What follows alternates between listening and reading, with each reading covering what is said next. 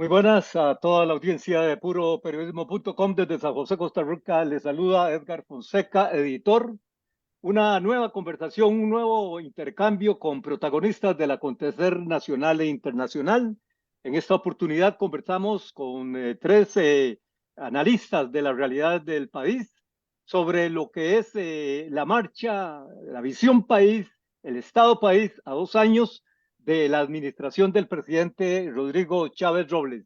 Conversamos con el abogado, exdiputado y exministro Francisco Chacón, con el economista Ronulfo Jiménez y con exdirector del Banco Central y con el economista José Luis Arce, director de análisis y estrategia de la firma FCS Capital. Muy bienvenidos y muchas gracias a ustedes por permitir darse su tiempo, su espacio acá en puroperiodismo.com. Muchas gracias por Encantados, invitarnos. muchas gracias, Encantados. encantado de estar aquí. Vamos entrando en materia, llegando a lo que es la primera mitad de la gestión del presidente Rodrigo Chávez. Uno podría decir poco tiempo, otros podrían decir mucho tiempo, pero bueno, la realidad cuatrienal gubernamental de Costa Rica así lo impone y hacia eso vamos, con un movimiento telúrico en el ámbito de la Asamblea Legislativa, donde no está definido para el 1 de mayo por dónde se inclinará la elección del directorio, con un enfrentamiento evidente entre lo que es la bancada mayoritaria dentro de las minorías, que es Liberación Nacional, con el oficialismo y con un descarrilamiento de un intento por formar un bloque opositor gubernamental para controlar el directorio tras 2 años en la presidencia del licenciado Rodrigo Arias. En este entorno, en estas peripecias políticas, llegan los 2 años, los primeros 2 años de la administración del presidente Rodrigo Chávez. Don Francisco, si yo le pidiera a usted que al menos 3 impresiones tiene usted sobre el rumbo de la administración del presidente Rodrigo Chávez tras tras 2 años de iniciado su gestión gubernamental. Bueno, yo diría que una vez vencidos estos 2 primeros años, y algo queda claro, es que se ha perdido demasiado tiempo. Se ha perdido demasiado tiempo y para esto empiezo diciendo que yo creo que Costa Rica es un país que tiene un gran potencial. Yo creo que podríamos estar en un nivel mucho más alto del que estamos como país si los costarricenses hubiéramos podido ponernos de acuerdo en una serie de premisas básicas que nos den el impulso necesario para dar ese salto. Y lo que yo veo en estos 2 primeros años es que hemos perdido 2 años más. Hemos perdido 2 años más porque no siento que el gobierno de la administración Chávez tenga una visión clara de hacia dónde quiere llevar el país. Creo que ha sido evidente que es un gobierno que no tenía el equipo listo para gobernar, que no tenía un plan de gobierno, que tiene un gobierno sin un partido político que lo respalde, una fracción legislativa débil desde el punto de vista numérico y desde el punto de vista intelectual. Y eso ha hecho que en estos 2 primeros años no veamos ningún proyecto de envergadura que nos diga, bueno, este gobierno nos quiere llevar para allá, aquí es donde vamos a montarnos todos para empujar esa carreta y llevarla a donde queremos llevarla. Y por el contrario, se ha desgastado en una serie de conflictos, pleitos, diatribas con Raimundo y Medio Mundo, que nos ha llevado a a una pérdida de tiempo, a una parálisis en cuanto a proyectos de envergadura. Yo tengo la esperanza de que eso vaya a cambiar en estos dos últimos años que siguen. Sin embargo, desde el punto de vista político, siempre los 2 primeros años de gobierno son 2 años muy importantes para poder hacer avanzar la agenda de gobierno, porque son los años en donde se puede conseguir más apoyo de parte de los opositores, la gente está más dispuesta a ayudar, impulsar, a colaborar. Ya a los 2 años empiezan a soltarse los pleitos políticos, empiezan las campañas internas dentro de los partidos y se hace cada vez más difícil entonces poner a caminar ese aparato. Yo creo que todavía hay muchas cosas que se pueden hacer y que se deben hacer, pero creo que como le decía, se perdieron 2 años importantes y los que vienen van a ser más complicados de manejar. Puroperiodismo.com desde San José, Costa Rica, en esta conversación, en este intercambio de análisis con el exministro, exdiputado y abogado Francisco Chacón, y los economistas Ronulfo Jiménez, exdirector del Banco Central, y José Luis Arce, de la firma PTS Capital.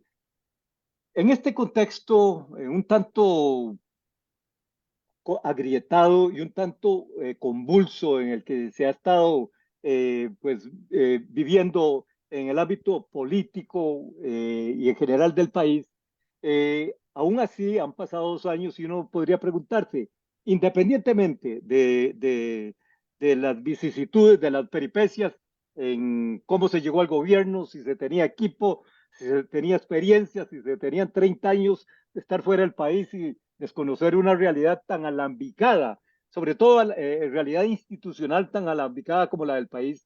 Pero uno podría preguntarte, al cabo de 2 años, don Ronulfo, si uno pudiera resumir, tratar de resumir al menos 3 logros clave de la administración Rodrigo Chávez a la fecha, ¿cuáles serían para usted?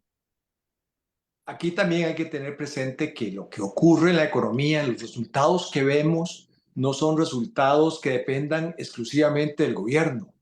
Costa Rica es una economía muy pequeña que depende mucho de condiciones externas y también de condiciones de lo que hemos hecho en el pasado.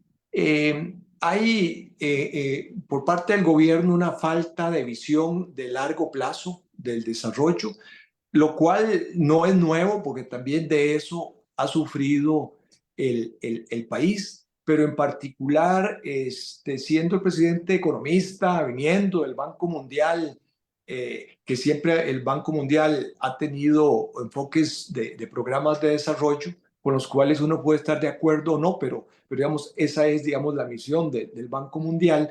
Uno ve que se carece de esa visión de un proyecto de largo plazo. El no tener equipo, el haber improvisado en el arranque del gobierno se nota. Vemos que en sectores como educación y salud, que son claves para el desarrollo económico de largo plazo, de lo que nos importa, de lo que va a pasar para las próximas generaciones, no hemos tenido avances y yo diría que más bien hay elementos de retroceso. En infraestructura, el gobierno le ha dado continuidad a algunas obras que ya venían del gobierno anterior, pero paralizó otras que ya estaban en proyecto, en camino, y las ha paralizado sin tener un plan B, y entonces eso lo vamos a ver en los próximos años. Algo importante, el gobierno le ha dado continuidad a la política fiscal que venía del gobierno anterior, resultados de la reforma fiscal aprobada en el gobierno anterior, lo mismo temas de contención de gasto. Ahí el tema es que ya la reforma fiscal dio los recursos marginales que tenía que dar y ya va a ser difícil que ocurran recursos adicionales por esa vía.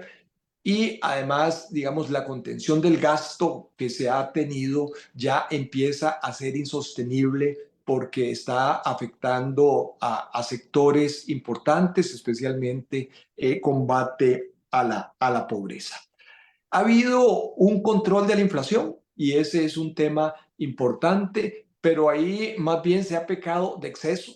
El Banco Central actuó con rapidez para controlar la inflación originada por un golpe externo a mediados del 22, pero no ha sabido retirar el medicamento a tiempo y estamos más bien con una inflación negativa si la medimos con el IPC o de cero si la medimos con la inflación subyacente, de forma tal de que eso ha complicado y ha traído ciertas inconsistencias en el manejo macroeconómico de la situación del país.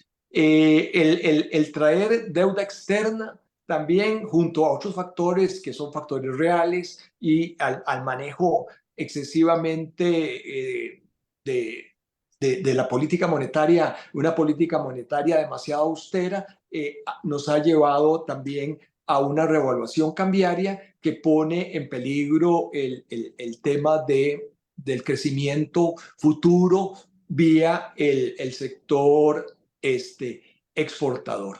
De forma tal de que uno no ve logros claros del gobierno en materia económica, sino que más bien uno puede ver que hay algunos elementos de riesgo para los próximos años, especialmente en el largo plazo.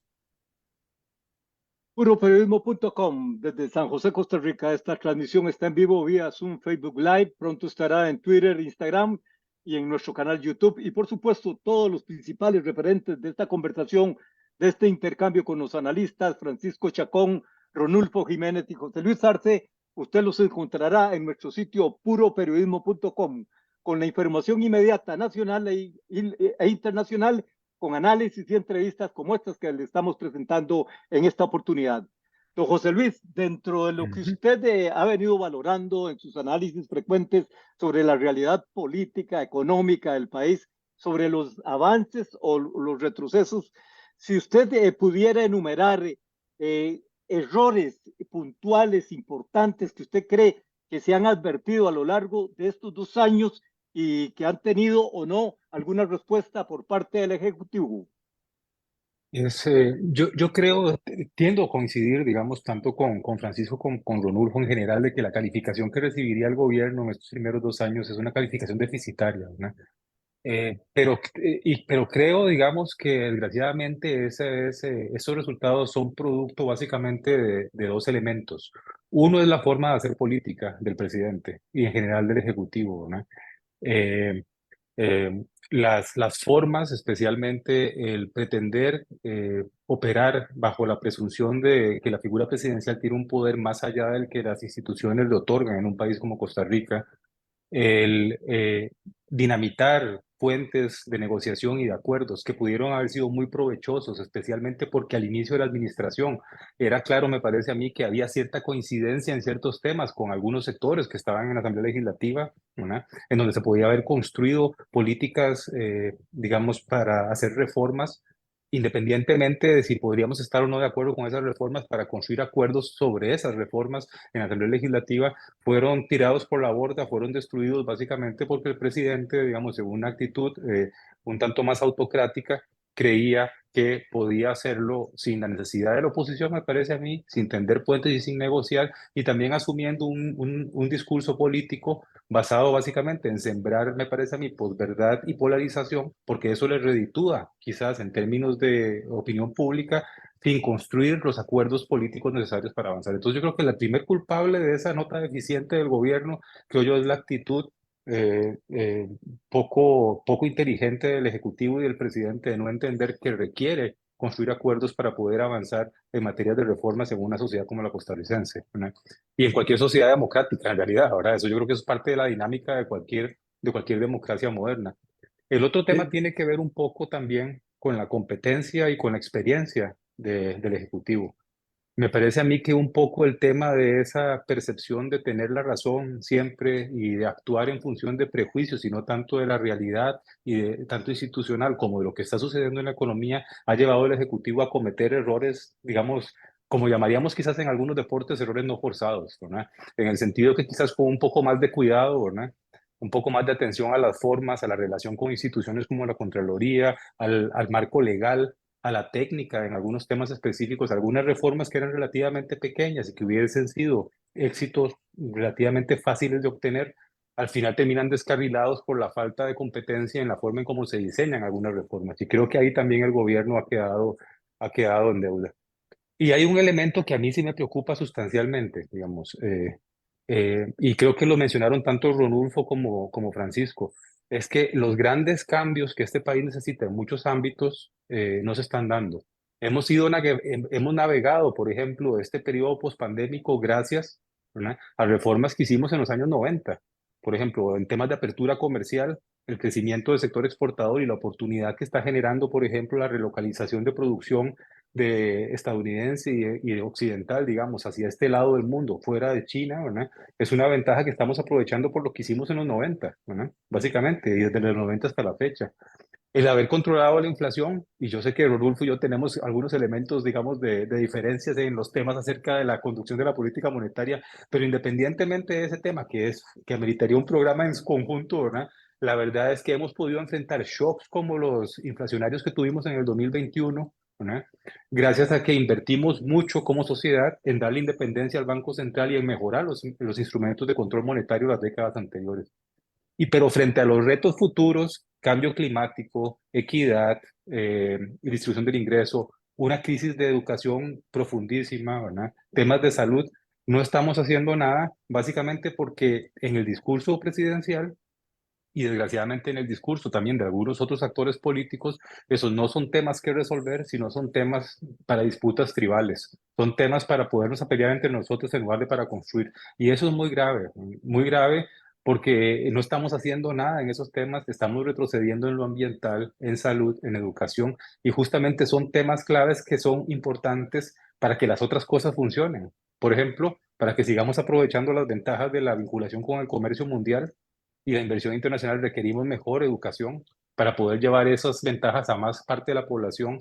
Los temas ambientales son una oportunidad importante de crecimiento en el futuro, que está también vinculado con el sector externo y con el crecimiento doméstico. Entonces, la verdad es que la sensación que me deja es reprobar en el corto plazo, pero además me deja la sensación, o me deja más bien la preocupación de que pensando en los retos futuros, como creo que lo dijo Francisco, perdimos 2 años. Y yo no estoy tan seguro, desgraciadamente, de que vayamos a ver un cambio en la conducción política. Me temo que esto ya es una forma de ser, es una forma de hacer campaña que no empezó con Chávez. Desgraciadamente empezó varias décadas atrás cuando empezamos a moralizar la política y a dividir en lugar de construir, ¿verdad?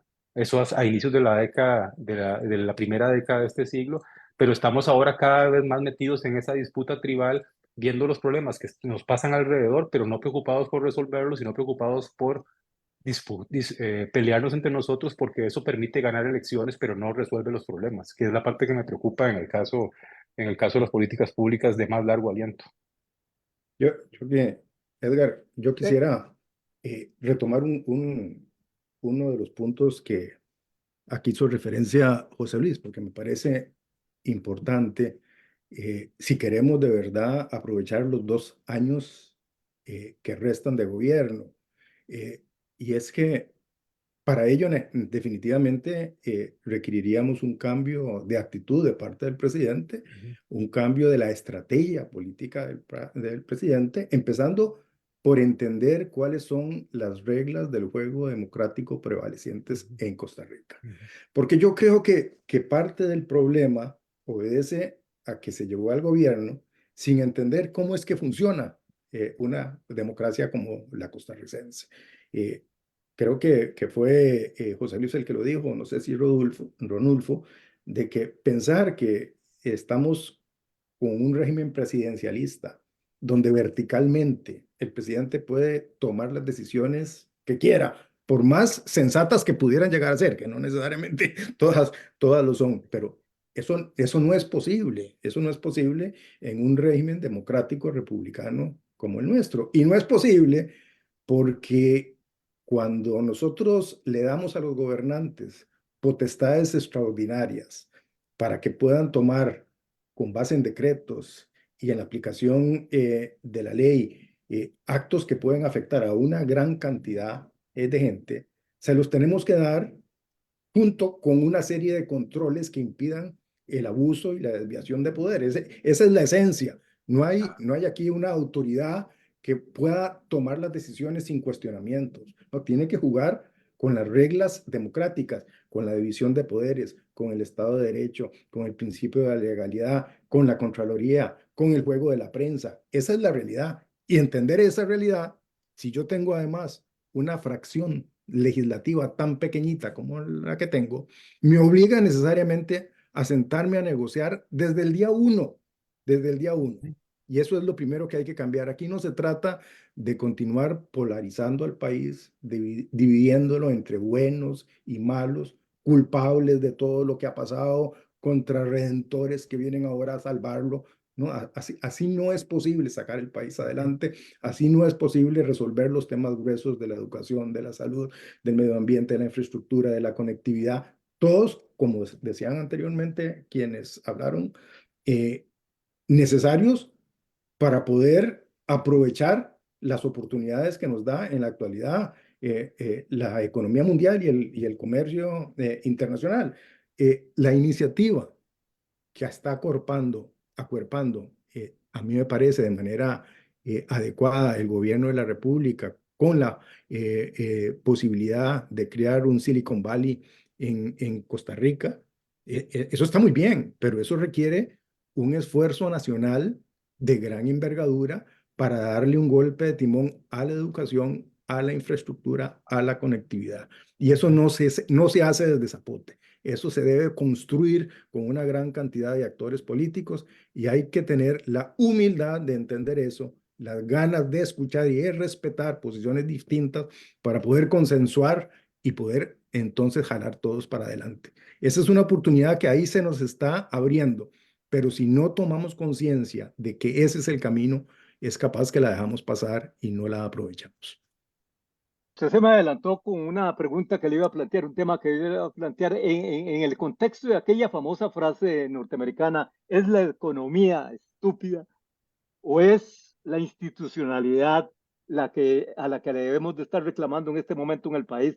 Está desfasada porque el mensaje, el discurso a lo largo de estos 2 años es una institucionalidad que atasca, que enreda, no deja actuar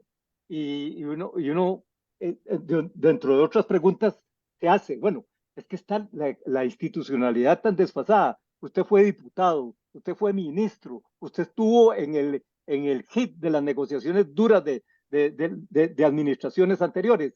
Es decir, esa realidad a la que usted se refería ahora versus la institucionalidad, cómo se da ese juego, cómo entender ese juego para ir adelante con una propuesta de gobierno, en este caso Todo, la de la administración Chávez.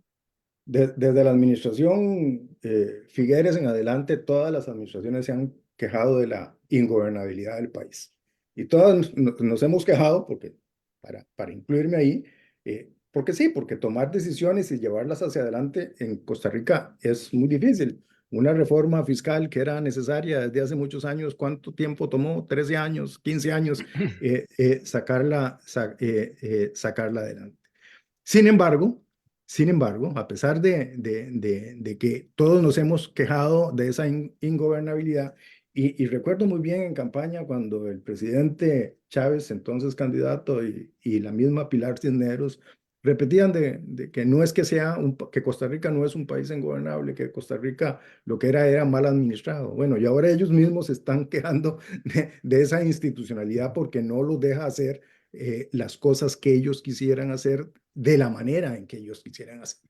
Pero aquí el punto no es tanto que la institucionalidad sea la que lo impide. El punto es que hay que saber trabajar con esa institucionalidad y saber que en democracias republicanas los procesos son más lentos y que en una democracia como la costarricense hay que convencer, no se puede imponer. Así es como debe ser, porque reclamar potestades omnipotentes para poder tomar esas decisiones suena muy bien cuando uno cree que uno es el que va a estar en el poder. Pero usted decía que cuando estaba en la Asamblea Legislativa, lo discutía con mis compañeros diputados de ese entonces, cuando querían que se les diera potestades extraordinarias o cada vez más potestades a la administración tributaria o a la administración aduanera, a quien fuera, para que pudieran cobrar mejor los impuestos y pudieran hacer esto y hacer lo otro.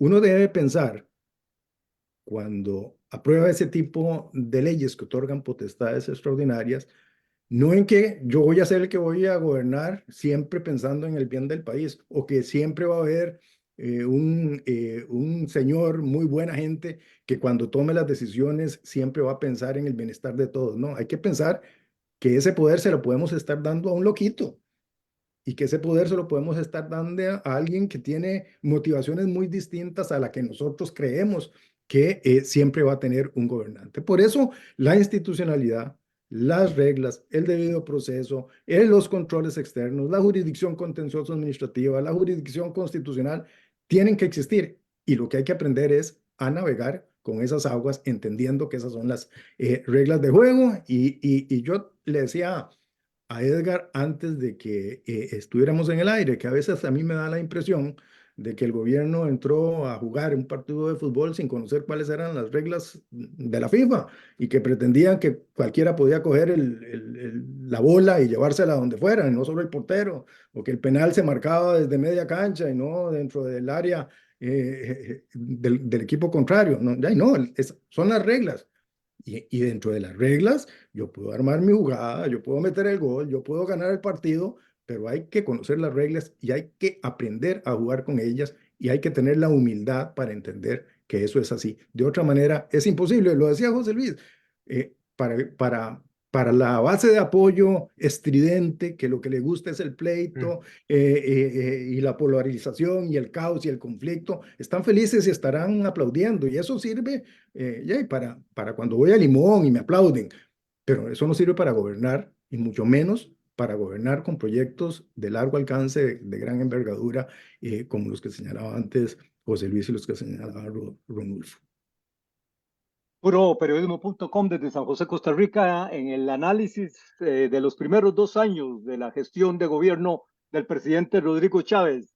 Análisis con el abogado exministro y diputado Francisco Chacón y con los economistas Ronulfo Jiménez, director del Banco Central, y José Luis Arce, de la firma, director de estrategia y análisis de la firma CS Capital.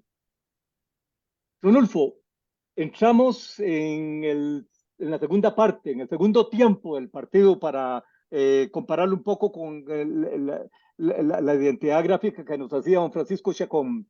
En la segunda parte, en este segundo tiempo, entramos con 2 años que pareciera ser engañosos. Este último año, me decía un reciente analista, quizá este tercer año es para hacer algo dentro de lo poco que podría quedar por realizar, porque el cuarto año es pura campaña electoral. Pero dentro de lo que usted ve, dentro de la marcha, dentro del discurrir de la gestión del presidente Rodrigo Chávez, ¿cuáles cree usted desafíos clave, desafíos críticos que tiene el presidente en estos momentos por el resto de los próximos 2 años para llevar adelante esta barca en este proceloso mar, en estas procelosas aguas en que se está moviendo en este momento? Yo creo que, Edgar, que hay un desafío fiscal complejo y tiene que ver con la parte fiscal. La parte fiscal ha venido comportándose bastante bien en función de reforma fiscal, en función de contención de gasto. Sin embargo, ya estamos entrando en una etapa de agotamiento, ¿verdad? No solo de este gobierno, sino de lo que venía también del gobierno anterior. Y ese agotamiento tiene que estar relacionado con los ingresos. Ya los ingresos no van a seguir creciendo mucho.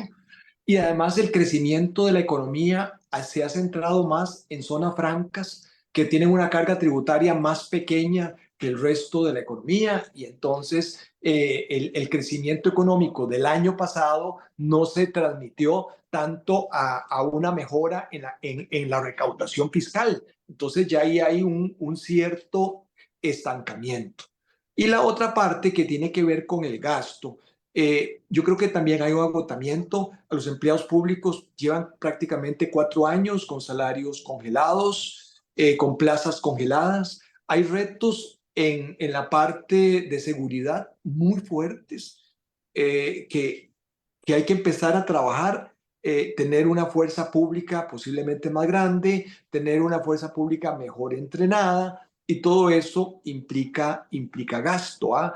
De forma tal de que ahí en esta segunda parte del partido, al Ministerio de Hacienda le va a costar más sostener lo que ha logrado en estos 2 años. Hay una parte de recortes en los gastos de combate a la pobreza, en becas a los estudiantes. Hay un recorte en la parte que son bonos de vivienda y prácticamente en todos los programas ha habido un recorte. Ahí que uno esperaría que el gobierno tuviera unos planes de prioridad, de establecer cuáles son sus prioridades, pero en ese sentido yo no siento, no veo cuáles son esas prioridades, porque veo que la prioridad está más en la confrontación, en generar polarización, en tensar las instituciones de gobierno, las tensiones democráticas. Hay un tema con la Caja Costarricense de Seguro Social complejo desde el punto de vista fiscal, y es que el gobierno le tiene un perro amarrado muy grande. Ese perro amarrado que el gobierno le tiene a la caja, que no solamente se formó por este gobierno, sino que viene también de gobiernos anteriores, es el 6% del PIB. Y son deudas muy grandes. Y entonces puede ser que los números del gobierno central no se vean mal, pero si empezamos a ver, digamos, ya las finanzas públicas en su totalidad, ahí tenemos pues retos muy complejos. Y en reformas, ¿verdad? Yo creo que el gobierno debería de dejar algún legado en educación, pero no veo capacidad en esa área. No, a esas alturas no tenemos la ruta de la educación escrita en un documento, y es algo que se necesita para que se pueda ejecutar. La ruptura de relaciones del gobierno con la Fundación Omar Dengo, yo creo que si el gobierno tenía un mejor proyecto que el que tenía la Fundación Omar Dengo, en buena hora. O sea, yo creo que cada gobierno tiene su derecho de hacer las cosas a su manera. Pero vea que lo que hicieron fue romper con la Fundación Omar Dengo, romper este programa que era importante en crear habilidades que van a necesitar los estudiantes en el futuro, y no tenemos plan B. No se está haciendo nada por sustituirlo. De forma tal de que yo soy poco optimista, porque veo que los retos que hay al frente son complejos desde el punto de vista de la vía fiscal, y veo poca capacidad de la administración de generar políticas que se puedan llevar a cabo. Y algo que yo quería referirme, que me parece muy interesante lo que han planteado José Luis, que planteó José Luis, y que también nuestro exministro de la Presidencia ha planteado también, perdón, de Comunicación, y es las instituciones. No hay necesidad de romper con las instituciones para poder hacer política económica. Las políticas las instituciones son necesarias, y si tienen defecto, lo que hay que hacer es plantear la reforma. Pero este gobierno tampoco ha planteado reforma de la institucionalidad, o sea, no ha planteado una reforma política de cómo hacer otro balance de pesos y contrapesos, de forma tal de que ha habido una agenda de desprestigio de las instituciones, sí que exista una agenda de cómo construir mejores instituciones. Puroperiodismo.com desde San José, Costa Rica. Análisis de los primeros 2 años de la gestión de gobierno del presidente Rodrigo Chávez, con sus claros, oscuros, sus altos y bajos, sus peripecias, en un entorno un tanto volátil en el que estamos conversando con los analistas Francisco Chacón, el ministro, exdiputado, abogado, con el economista Ronulfo Jiménez, director del Banco Central, y con el economista también José Luis Arce, director de análisis y estrategia de la firma FCS Capital. José Luis, en este entorno, independientemente de las pues referencias negativas en cuanto a lo que uno puede esperar de cara a los próximos 2 años, pero uno podría estimar, y así me lo advertía algún reciente analista, de que el gobierno ha logrado mantener una estabilidad económica del país, una estabilidad fiscal del país, pero que tiene ante sí particulares desafíos. Uno de ellos, particularmente con esa baja pronunciada en el tipo de cambio hasta la fecha, que a unos los tiene bastante contentos, pero a otros bastante asustados por las repercusiones, sobre todo en el ámbito del sector exportador, del sector turismo. Y un tema que está gravitando en la realidad nacional, que es el desempleo. ¿Cómo ve usted este manejo de estas variables para el lapso que le queda a una administración que entra a un mar todavía más turbulento, de más turbulencia, como es el mar de la política de la precampaña 2026? Yo creo, en esos dos temas específicos, yo creo que lo primero que uno tiene que analizar es un poco las causas, es decir, tratar de diagnosticar lo que está sucediendo. Y ahí obviamente podemos, creo yo, pueden haber diferentes enfoques en relación con lo que sucede.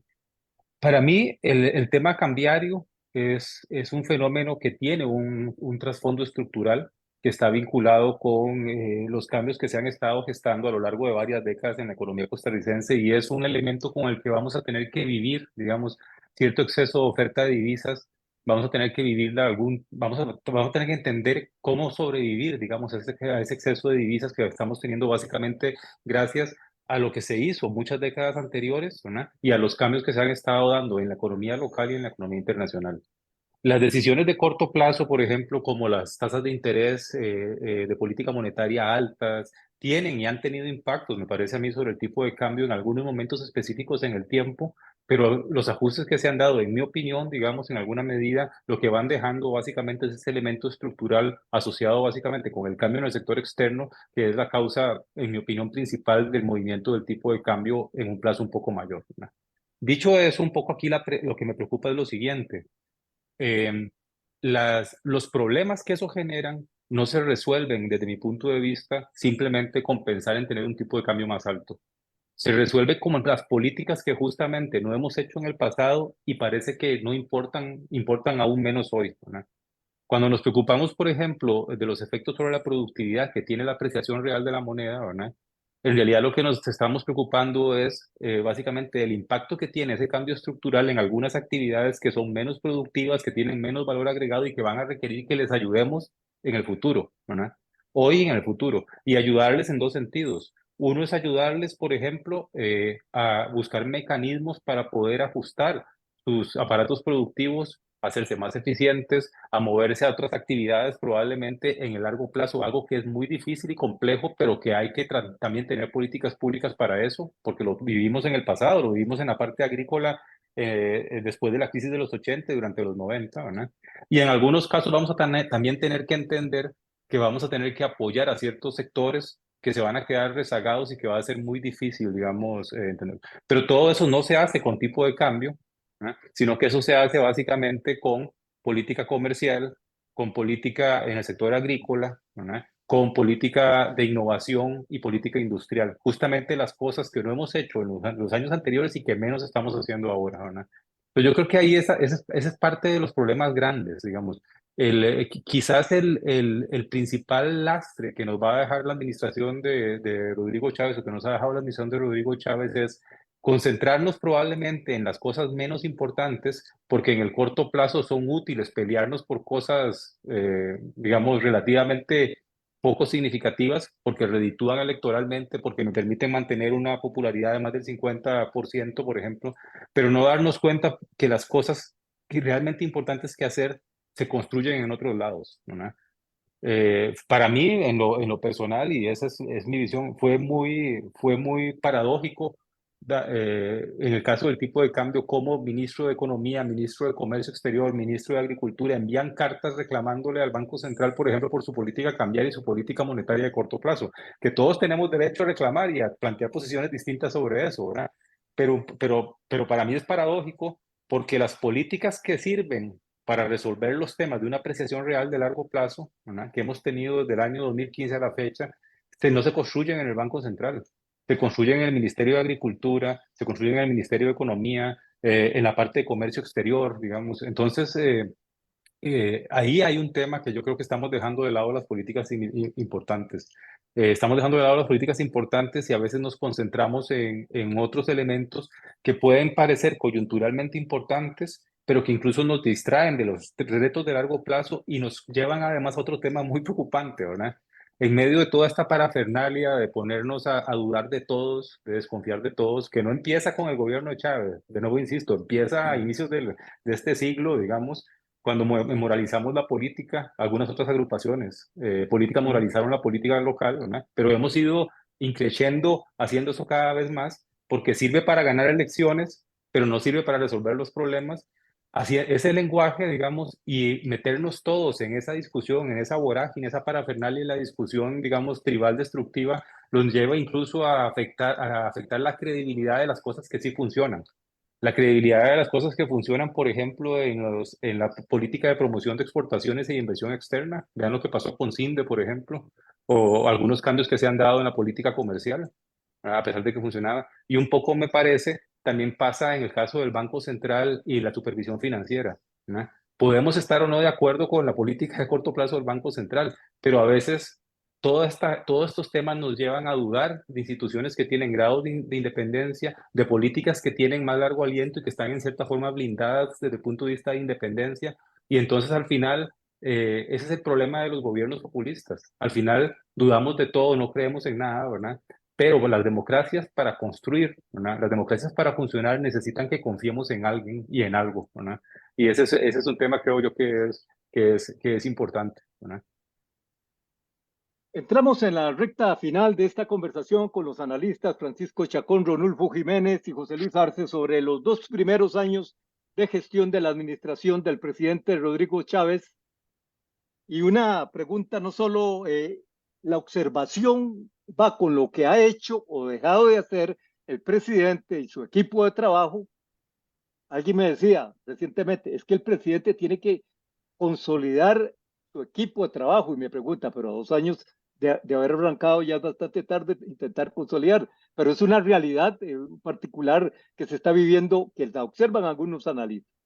Don Francisco, no solo el gobierno, no solo el gobierno está en la mira, la oposición, el papel de la oposición y particularmente el papel de esa fracción mayoritaria dentro de la minoría, dentro de la fragmentación parlamentaria que hoy observa el país, que es la de Liberación Nacional, cómo debe ser, cómo debe jugar, particularmente a partir de los próximos 2 años en que se mete de lleno la precampaña 2026. Bueno, creo que usted toma un tema importante, porque ciertamente el problema político que estamos viviendo en Costa Rica, en parte, se origina en el manejo desde Zapote, pero la realidad es que hay problemas en todos los ámbitos. Y uno de los problemas más grandes que tenemos es el debilitamiento eh, total y absoluto de los partidos políticos. Y cuando hablo de debilitamiento no me refiero nada más a que cada vez son más pequeños, sino que cada vez piensan menos, cada vez aportan menos, cada vez son menos respetados y por lo tanto eh, es más difícil construir esos acuerdos a que antes hacíamos referencia cuando los demás actores políticos tampoco están a la altura de las circunstancias. Eh, yo creo que, sin embargo, hay posibilidad de lograr cosas. En el gobierno pasado, cuando don Carlos Alvarado toma el poder, y él se da cuenta que tiene una fracción muy pequeñita y hace un llamado entonces a un gobierno de unidad nacional, él tuvo la humildad y la capacidad de sentarse con los otros actores que eran con los mismos problemas que tenemos ahora y llegar a una serie de acuerdos y se lograron cosas importantes. Se logró la reforma fiscal, se logró la ley de empleo público, se logró la reforma a los aspectos de la huelga en el sector público, etcétera, etcétera. Eh, Podemos estar de acuerdo o no con la forma en que quedó, pero se lograron acuerdos de cierta envergadura. Yo todavía creo que eso es posible aún con el debilitamiento de los partidos políticos tal y como están. Yo creo que la experiencia de alguien como Rodrigo Arias en la Asamblea Legislativa es algo que le sirve definitivamente al Poder Ejecutivo, tener un interlocutor con el cual se pueda sentar a hablar y a negociar con sensatez y con inteligencia y tomando en cuenta la experiencia de un Rodrigo Arias. Es algo invaluable para el gobierno. Yo, en lugar de tratar de quitarlo, como está haciendo el Poder Ejecutivo ahora, trataría de ver cómo hago para que se quede, porque es lo que me ha sacado las castañas del fuego en más de una ocasión. Desde el punto de vista de don Rodrigo, también hay que tener claro que si él es un obstáculo para llegar a un acuerdo, él también debería hacerse de un lado, a pesar de que yo creo que él tiene condiciones especiales para seguir liderando la Asamblea Legislativa. Y el problema no es solo del PLN, ¿verdad? El problema es en todos los partidos. El PUS que está dividido, los cristianos están también divididos, eso dificulta mucho la toma de decisiones. Me parece que el partido que tal vez ha tomado con mayor vehemencia la oposición y con cierta consistencia es el Frente Amplio, pero con posiciones muy complicadas por el fondo, que no vamos a entrar ahora a analizar. Pero aún así, con ese montón de dificultades, yo creo que si el presidente cambia de actitud, si el presidente cambia de estilo, con humildad reconoce las limitaciones que tiene él y tiene su gobierno para sacar adelante la agenda. Y con respeto, pide ayuda a todas las fracciones, es posible llegar a acuerdos importantes. Yo no veo de parte de la Asamblea Legislativa la mezquindad que podrían tener. Me parece que con un cambio de actitud, la magia logra llegar a acuerdos negociados y sacar adelante la tarea. Don Rodolfo, ¿usted ve posible un viraje como el que plantea don Francisco en estos momentos de cara a la realidad política y a la toma de decisiones desde el Ejecutivo? Me parece que lo que plantea Francisco es lo que debería de ocurrir, ¿verdad? Y me parece que eso es lo sensato y es la forma en que este país ha construido y se ha gobernado. Eh, yo soy más viejo que Francisco y que José Luis, y recuerdo cuando Figueres, pero no Figueres Olsen, sino Figueres Ferrer, decía, me piden que barra y se paran en la escoba.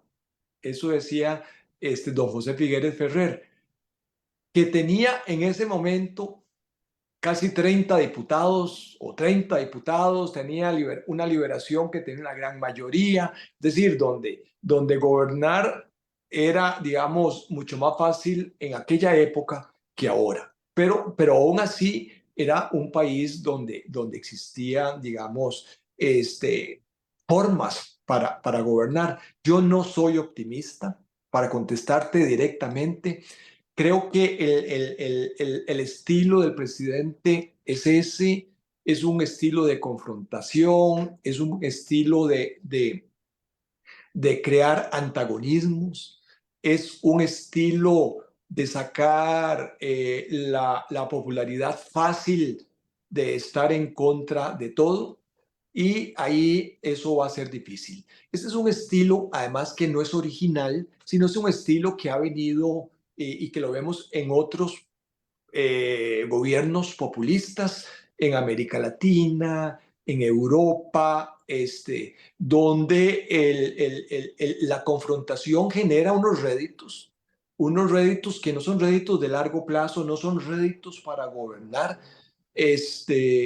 Vea a Carlos Alvarado. Carlos Alvarado hace reformas importantes, impensables en un gobernante del PAC. Yo no soy del partido PAC, pero hace unas reformas. Vea que pasa una reforma fiscal de gran envergadura, pasa una reforma que además controla el gasto. Ninguna reforma fiscal en el pasado había logrado eso, ¿eh? Y pasa una serie de leyes complementarias para la entrada del país en OCDE, y hace una reforma. Pero ahí había para usar una palabreja que se ha puesto de moda, un talante negociador. Entendió que este país casi en la realidad es un gobierno parlamentario, lo que se necesita, empezó a tener y a armar acuerdos, y yo no lo veo ahora. Yo veo que el negocio más bien es rentable políticamente la confrontación. Creo que nos vamos a seguir en 2 años de confrontación. Más bien yo la veo que va a ir subiendo de tono, porque los 2 últimos años de un gobierno son más difíciles. La misma oposición va a elevar el tono también, y ya se han generado una serie de fricciones entre los actores políticos, de forma tal de que quisiera que ocurriera lo que plantea Francisco, que es lo que deberíamos de tener, pero que lo veo muy poco probable. José Luis, una valoración final de su parte sobre este estado de cosas, sobre este rumbo país que le hemos hecho, esta radiografía que ustedes han hecho sobre los 2 primeros años de la administración Chávez Robles. Yo también quisiera ser tan optimista o tener el optimismo de Francisco, que de hecho tenemos que también construir sobre el optimismo, ¿verdad? Si nos derrotamos como sociedad, como grupos políticos, a final de cuentas vamos a ser más víctimas de este tipo de discursos y de esta forma, digamos, tan perniciosa de hacer política. Pero a pesar de que trato de llenarme de optimismo, ¿verdad? Lamentablemente creo que los espacios para que veamos cambios políticos importantes en esta administración van a ser muy limitados. A mí me parece que este gobierno se acabó, y probablemente no se acabó ahora, sino se acabó hace un año atrás, cuando fue incapaz de negociar y encontrar los acuerdos para impulsar las agendas que tenían sentido con la oposición. Demostró que no tenía capacidad, por ejemplo, para hacer incluso cambios pequeños. Me parece a mí un poco por falta de humildad y por falta de entender el funcionamiento de las instituciones públicas. Y además cometió un error también muy importante, y es que demostró ser, o ha demostrado ser, un socio político no confiable, ¿no? Un socio político, por ejemplo, que a veces se aproxima a buscar acuerdos, pero que muy fácilmente los rompe, digamos, con un discurso de polarización destructivo que busca réditos individuales más que la construcción de acuerdos, ¿verdad? Más que poder, que rescatar algo de este gobierno, a mí lo que me preocupa es lo que viene, ¿verdad? Y creo que Francisco y Ronulfo lo han mencionado también, ¿verdad? Lo malo del populismo y lo malo de esta forma de hacer política es que en la práctica funciona para ganar elecciones, ¿verdad? Hace 30, 40 años atrás, ¿verdad? Con electorados un poco más homogéneos, con, digamos, algo más parecido a un votante medio, ¿verdad? Los partidos políticos tenían una cierta forma de acercarse a cierta política pública que podía agrupar una gran cantidad de intereses y proponer cosas relativamente mayores, que además implicaban acuerdos colectivos para reformas en temas importantes, ¿verdad? Pero como ahora estamos tan polarizados, tan, digamos, divididos en diferentes temas, en preocupaciones tribales, ¿verdad? Ganar elecciones en realidad es obtener se ganan con minorías, ¿verdad?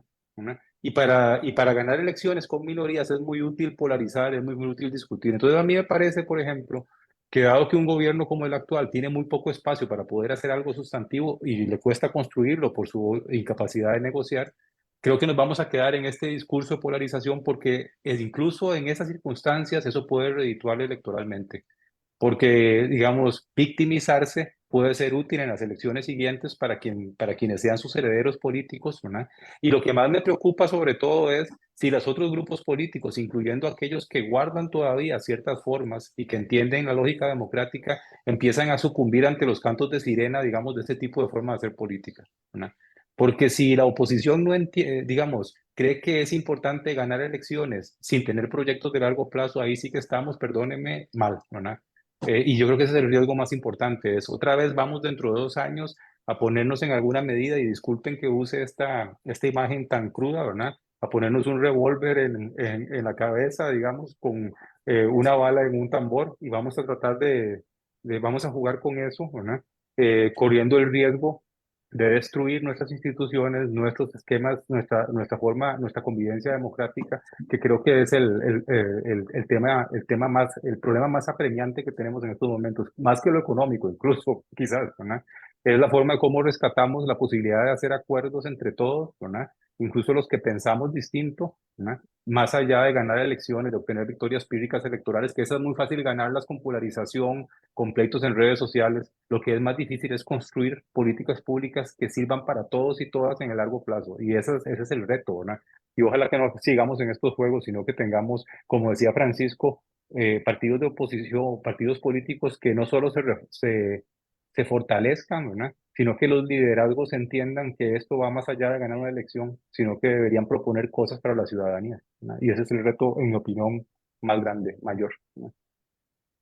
Y que se trate de una posición presuntuosa, don Francisco, y en un punto de cierre de esta conversación que hemos tenido con los analistas Francisco Chacón, Ronulfo Jiménez y José Luis Arce, si usted tuviese un mensaje final en cuanto a lo que se puede hacer escuchado en Zapote, en Casa Presidencial, de lo que espera el país por los próximos 2 años, ¿cuál sería, don Francisco? Bueno, yo lo que le recomendaría al presidente y al gobierno es sentarse a hacer una reflexión profunda de cómo han manejado las cosas hasta ahora y cómo pueden sentarse para sacar algo sustancial en el futuro.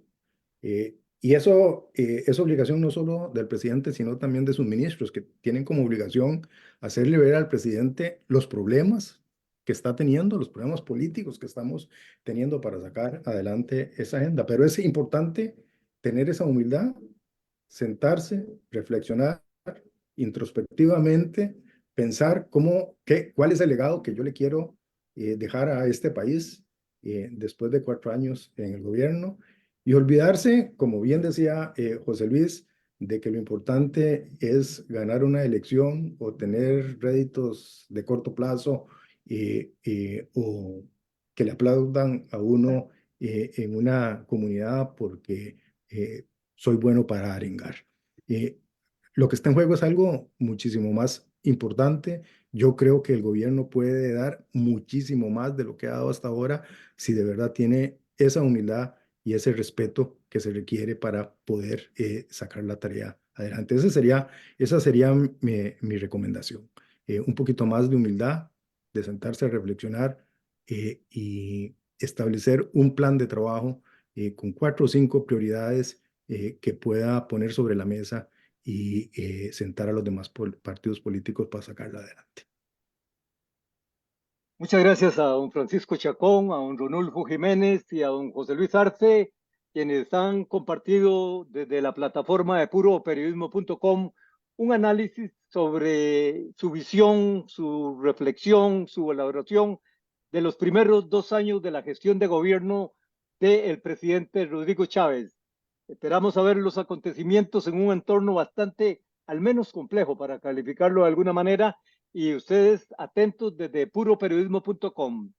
Esta conversación ha estado en vivo vía Zoom, Facebook Live, estará inmediato en la red de Twitter, Instagram y pronto en nuestro canal YouTube. Y por supuesto, los principales referentes, las principales reflexiones de este intercambio con dichos analistas, usted los podrá encontrar en nuestro sitio puroperiodismo.com. Desde San José, Costa Rica, les saludó Edgar Fonseca, editor. Muchas gracias y nos encontramos en una próxima ocasión. Muchas gracias a ustedes. Hasta luego, encantado de estar con Hasta ustedes. Hasta luego, muchas luego, gracias. gusto en verlos. Encantado.